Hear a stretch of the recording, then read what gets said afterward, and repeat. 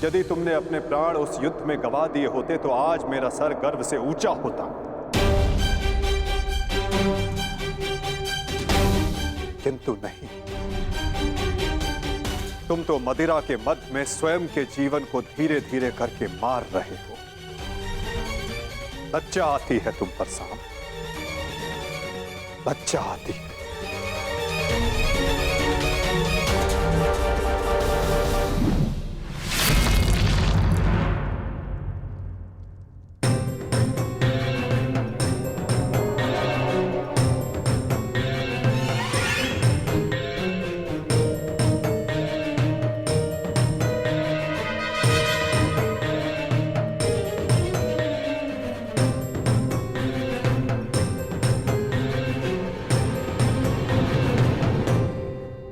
प्रणिपात पिताश्री।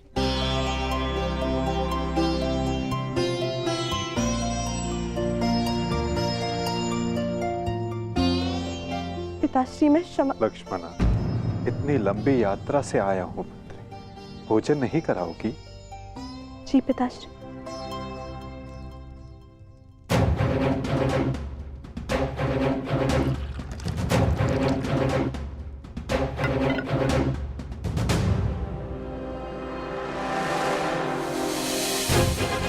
तुमने वचन दिया था ना दुर्योधन और लक्ष्मण कि महाभारत के युद्ध में तुम नारायणी सेना का नेतृत्व करो। क्यों छोड़ आए अपने मित्र को अकेला युद्ध में? क्यों साथ नहीं दिया अपने मित्र का साथ, केवल अपने प्राण बचाने के लिए? यदि तुमने अपने प्राण उस युद्ध में गवा दिए होते तो आज मेरा सर गर्व से ऊंचा होता। लज्जा आती है तुम पर साम, लज्जा आती है। अपने क्रोध को शांत करो साम। कैसे करूं मैं खुद को शांत? पिता होकर सदैव मेरा मस्तक दूसरों के सामने झुकाता है, और आज भी तो यही किया उन्होंने। लाओ, मुझे दो मित्र।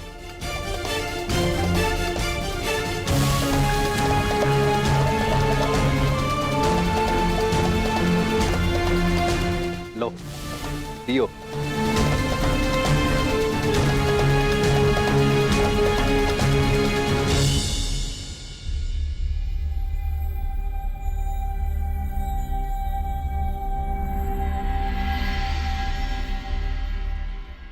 भोजन आराम कीजिए पिताश्री।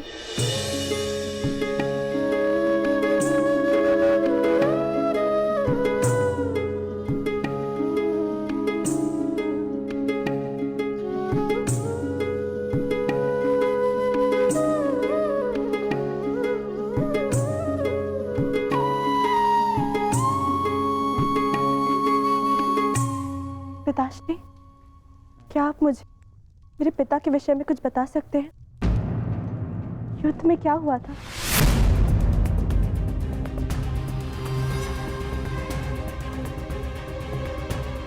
निसंदेह तुम्हारे पिता एक वीर और कुशल योद्धा थे पुत्री, और उन्होंने युद्ध में अलौकिक साहस दिखाया। निश्चित रूप से तुम्हारे पिता से बड़ा गदाधारी इस संसार में और कोई नहीं था पुत्री।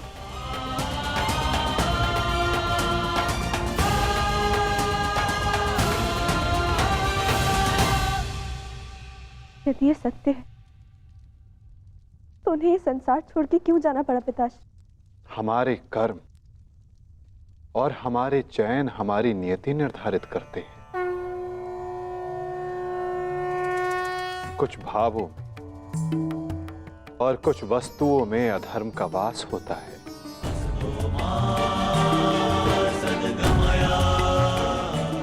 जैसे कि जुआ और मदिरा, ये व्यसन पहले लुभाते हैं और बाद में हमारे ही नाश का कारण बन जाते हैं पुत्री।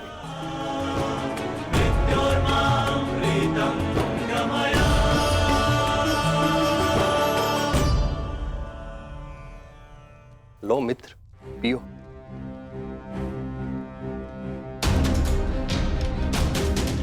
मैं जानता हूं कि तुम बहुत दुखी हो, किंतु चिंता मत करो, तुम्हारे मनोरंजन का प्रबंध कर दिया है मैंने। कैसा मनोरंजन।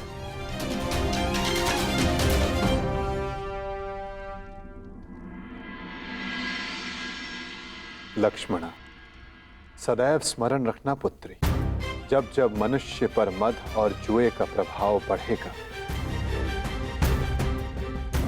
तब तब वो अपने पग अपने पतन की ओर बढ़ाएगा। संभल कर मित्र, आज का विनोद तुम्हारे मन की सारी कड़वाहट बाहर कर ले जाएगा। एक मद्दांध व्यक्ति सबसे पहले अपने बड़ों का आदर करना भूलता है, उनका अपमान करता है, उनका उपहास बनाता है और उसके पश्चात वहीं से उसका अंत प्रारंभ हो जाता है।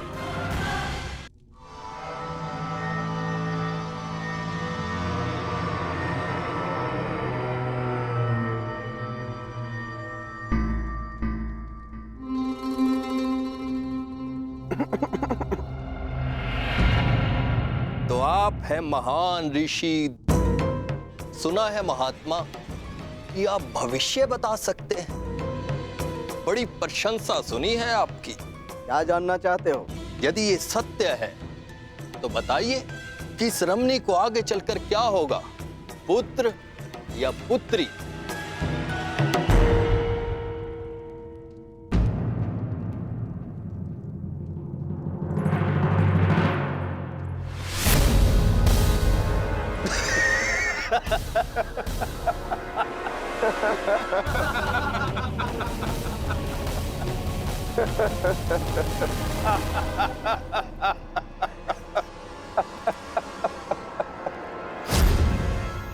और समय बताना मत भूलिएगा महाराज। यदि आपकी भविष्यवाणी सत्य नहीं हुई तो आप अपनी बाकी की तपस्या हमारी बंदी गृह में पूर्ण करेंगे।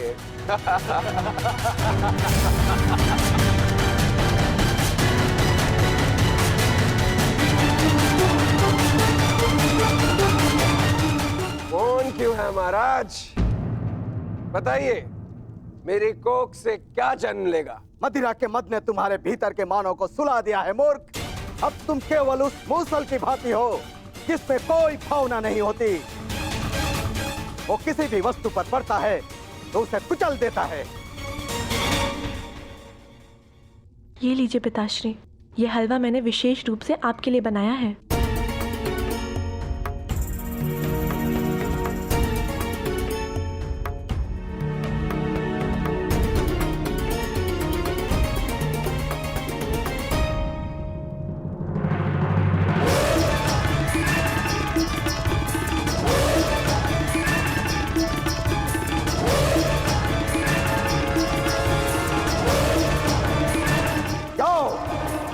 से ठीक 1 सप्ताह के पश्चात तुम्हारे पेट से मूसल ही उत्पन्न होगा जो तुम्हारे वंश के विनाश का कारण बनेगा।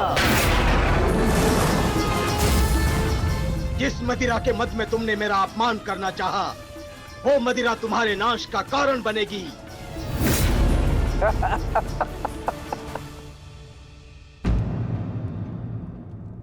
क्या हुआ पिताश्री, आप रुक क्यों गए?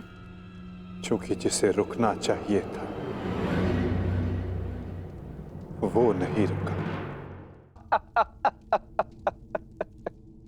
लगता है तुम्हें हमारे बंदी गृह के दर्शन करने की उत्सुकता कुछ अधिक है, इसलिए तुमने हमारा अपमान करने का दुस्साहस किया। पहले वासुदेव और अभी तुम। मैं तुम्हें जीवित नहीं छोड़ूंगा।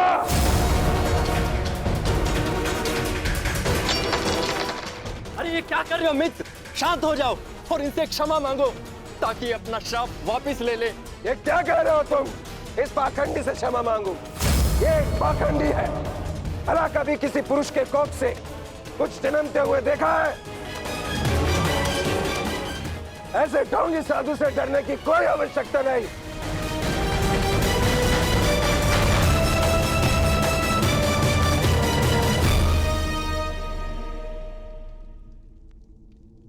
जो अब तक नहीं हुआ शाम, वो अब होगा। साधुओं का श्राप व्यर्थ नहीं जाता।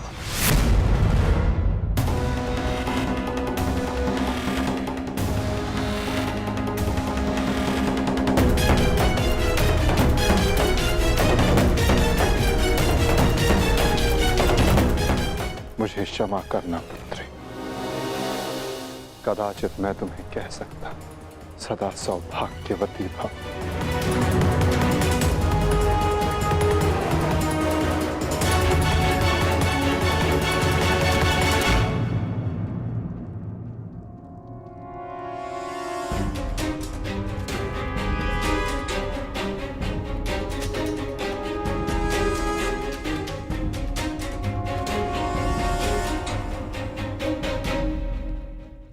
एक साधु का उपहास उड़ाना और उन पर प्रहार करने का प्रयास करना क्षमा के योग्य नहीं है सांब। आपने तो सृष्टि के सभी महारथियों और अनेकों सैनिकों का वध करवाया, क्या वो क्षमा के योग्य है?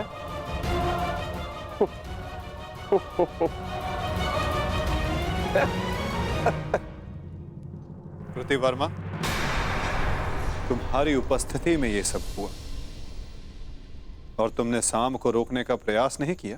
क्षमा चाहता हूं वासुदेव, हम तो केवल विनोद करना चाहते थे। मुझे अनुमान भी नहीं था कि बात इतनी आगे तक बढ़ जाएगी।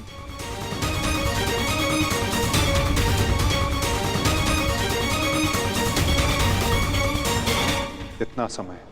7 दिन।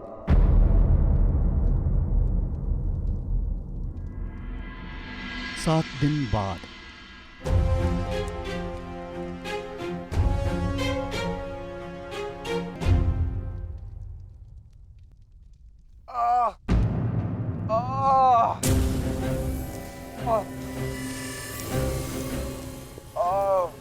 सहायता करो मित्र, मेरी सहायता करो। अत्यधिक पीड़ा हो रही है। कैसी पीड़ा हो रही है तुम्हें? लगता है उस साधु का श्राप मुझे लग गया है। आज 7वां दिन है और ये देखो मेरे पेट में अत्यधिक पीड़ा हो रही है।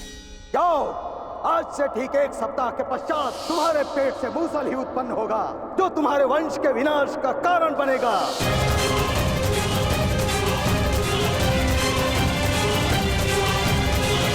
लगता है उस साधु का श्राप मुझे लग गया है। आज 7वां दिन है और ये देखो मेरे पेट में अत्यधिक पीड़ा हो रही है। जाओ, आज से ठीक 1 सप्ताह के पश्चात तुम्हारे पेट से मूसल ही उत्पन्न होगा जो तुम्हारे वंश के विनाश का कारण बनेगा। इस पीड़ा से मुझे मुक्त करो मित्र, मुक्त करो।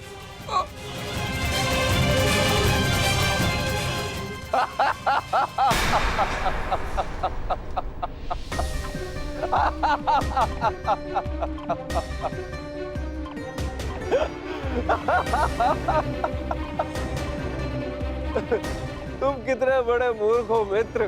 कुछ नहीं हुआ है मुझे, सही हूं मैं।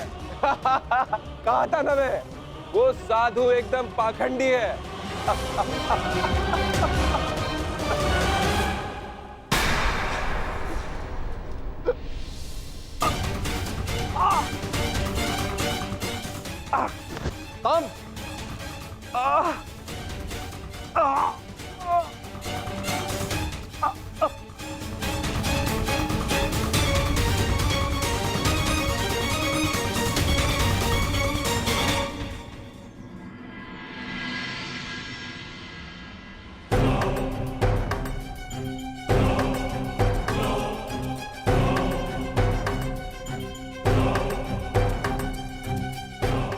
बड़ी विचित्र घटना घटी है वासुदेव।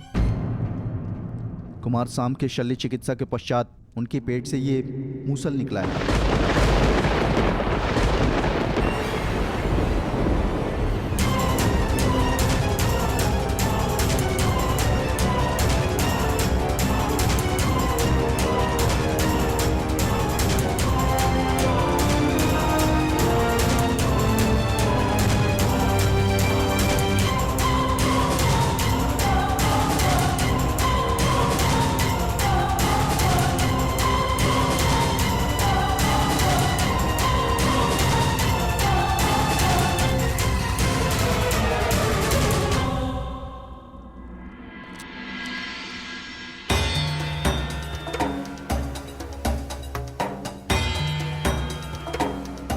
कुमार अब स्वस्थ हैं बलभद्र।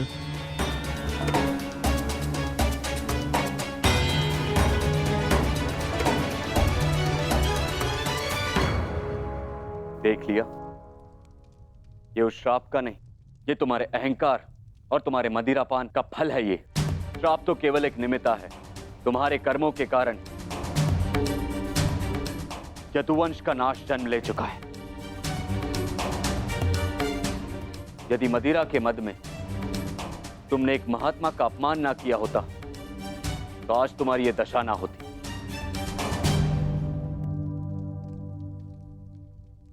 अब कुछ नहीं हो सकता था।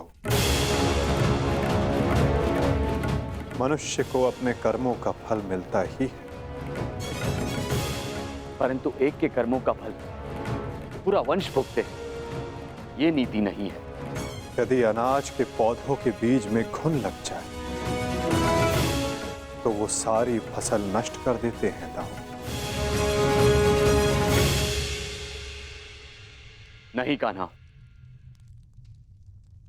मैं सांब की मूर्खता का फल समस्त द्वारका को नहीं भुगतने दूंगा।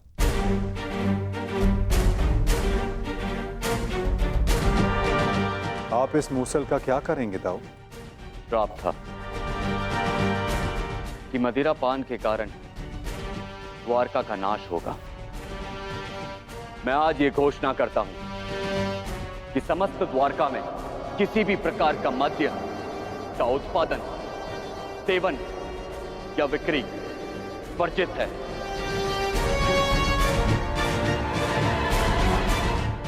और रही बात इस मूसल की, तो इसका उपाय है मेरे पास।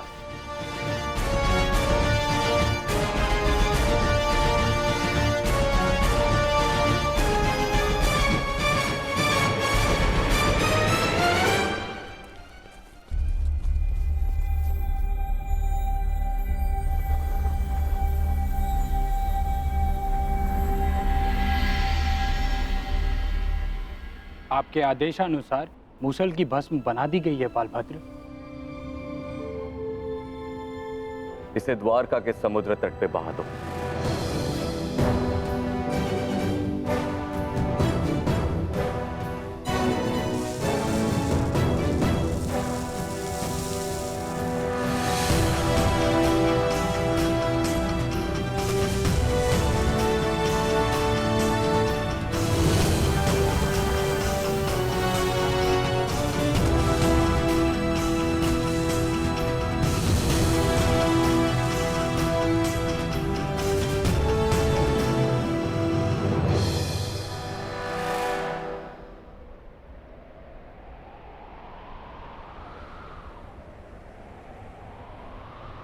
दाऊ,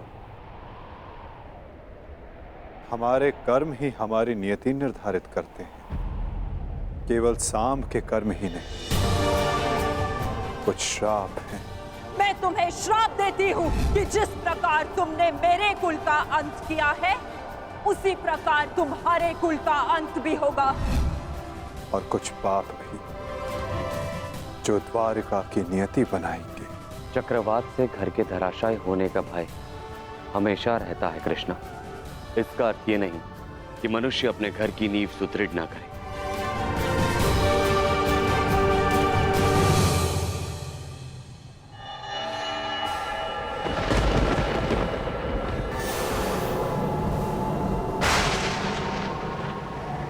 जब नींव गल जाती है दाऊ,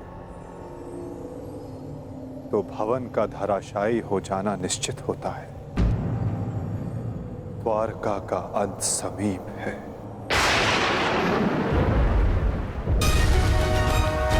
नहीं कान्हा, मेरे रहते हुए ऐसा नहीं होगा।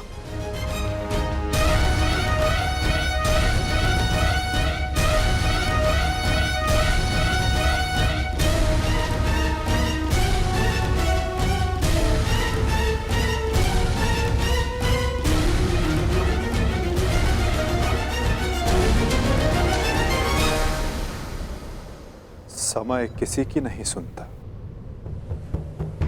और ना ही श्राप आपकी सुनेगा दाऊ।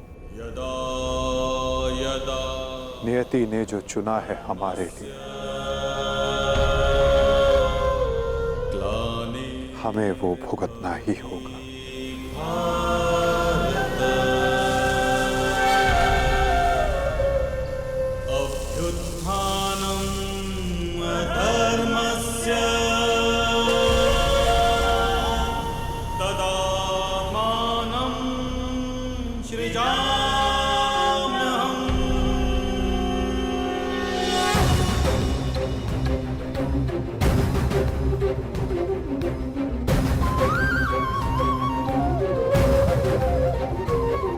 हर एक सरकंडे में एक आहुति छिपी है दाऊ।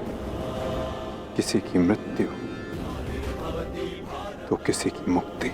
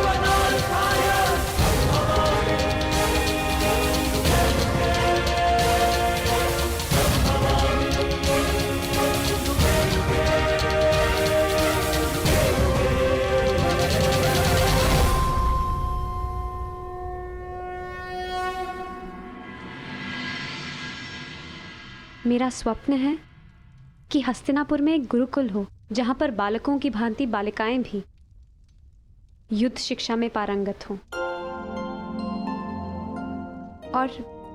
और अपनी सुरक्षा करना सीखें। अति उत्तम विचार है पुत्री।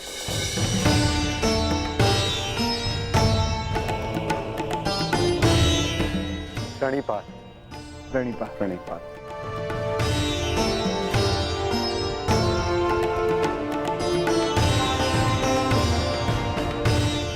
यदि प्रत्येक स्त्री अपनी सुरक्षा में समर्थ हो जाए तो कोई भी पुरुष उस पर अत्याचार नहीं कर पाएगा। यदि वो अबला से सबला बन जाए तो ना ही कोई चीरहरण होगा और ना ही कोई महाभारत होगी।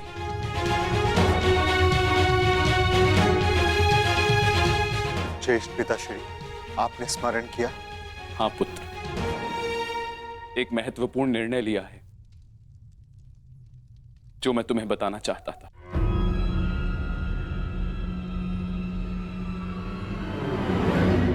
गांधारी,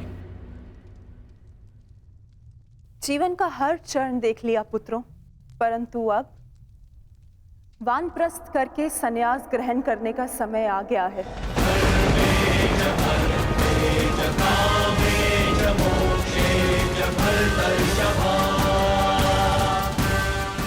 हाँ पुत्र, युधिष्ठिर जी और मुझे विदा लेने की आज्ञा है।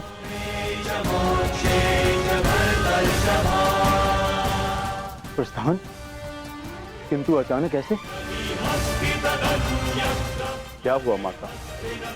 कोई समस्या हुई है या हमसे कोई भूल हुई है जिससे आपको कष्ट पहुंचा है? नहीं पुत्रों, तुमने और द्रौपदी ने अपना कर्तव्य कुशलता से पूर्ण किया है और अब हमने निर्णय लिया है कि हम तीनों वानप्रस्थ के लिए प्रस्थान करें।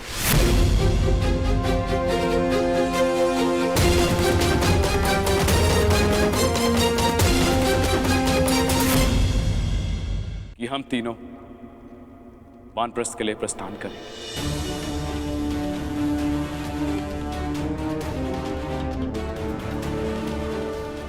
पुत्र का मोह आपको जाने भी नहीं देना चाहता और पुत्र का धर्म आपको रोक भी नहीं सकता। आप सबके तप संचय को रोकना भी पाप होगा।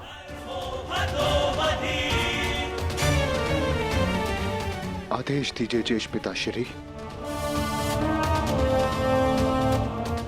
व्यवस्था हो जाएगी। पुत्र, मुझे तुम पर गर्व है।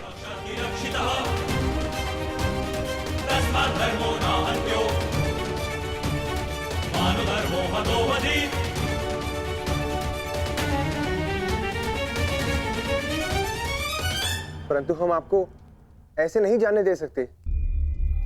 आप सभी के साथ हमें भी एक उत्सव मनाने का सौभाग्य तो मिलना चाहिए ना। ठीक है, जैसा तुम सबको ठीक लगे पुत्रों। तो ठीक है, तो मैं इस उत्सव की तैयारियां प्रारंभ करती हूँ और सभी परिजनों को निमंत्रण भिजवाती हूँ। सर्वप्रथम माधव को।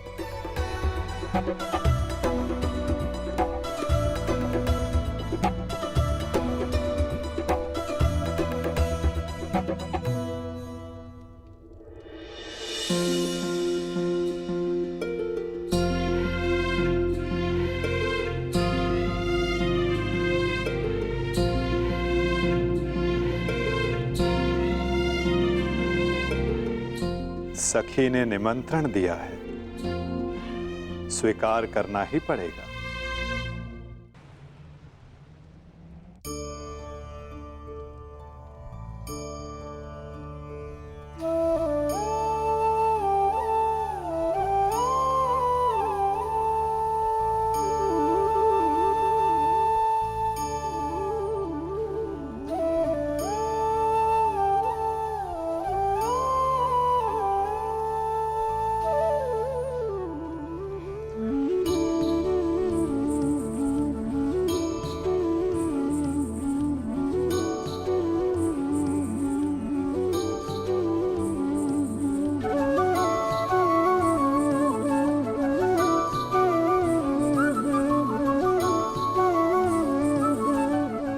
माधव, आप सदैव हम सबके साथ हमारे दुख में उपस्थित रहे, परंतु आज सुख के समय पर आपके आगमन ने हम सबके आनंद को दुगना कर दिया। मेरी सखी मुझे निमंत्रण दे और मैं न आऊं?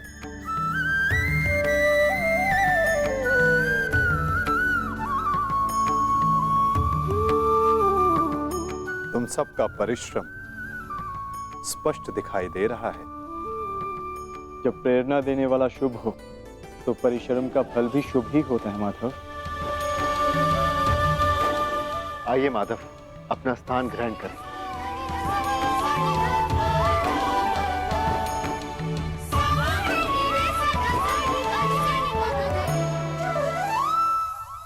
सांब के साथ जो हुआ, हमें उसका समाचार मिला माधव। हमें उसका खेद है।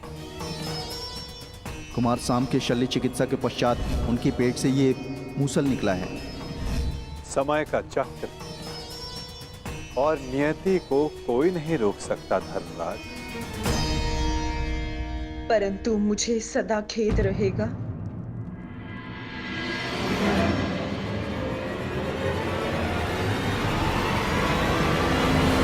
ये नियति मेरे ही श्राप के कारण आई है वासुदेव।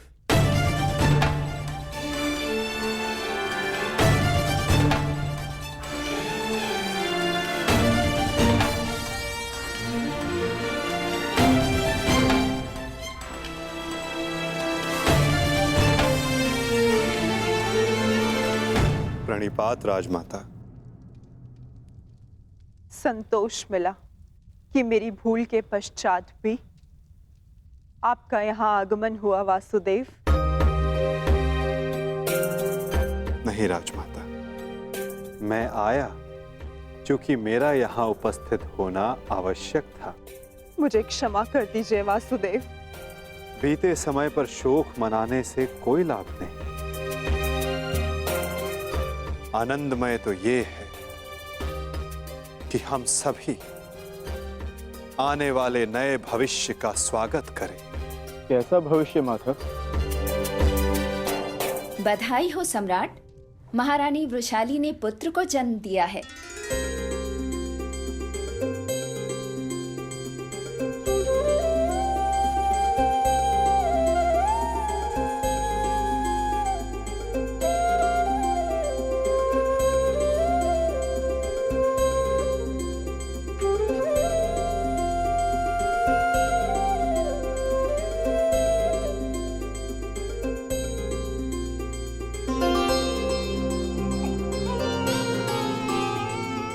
की आंखों में इसके पिता की भांति तेज,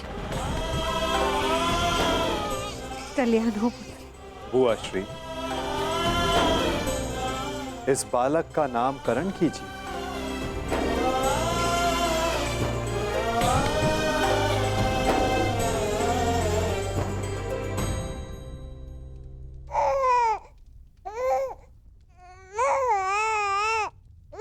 नहीं माधव, ये कार्य आपका है।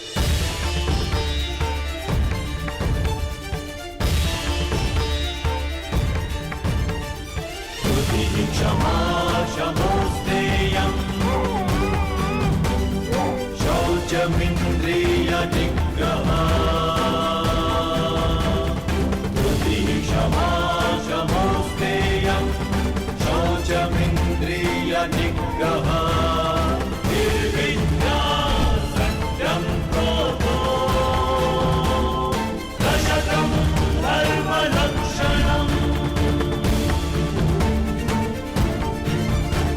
मित्र कर्ण के एक वीर पुत्र का नाम वृषसेन था और इस वीर बालक का नाम है राधे कर्ण पुत्र वृषकेतु।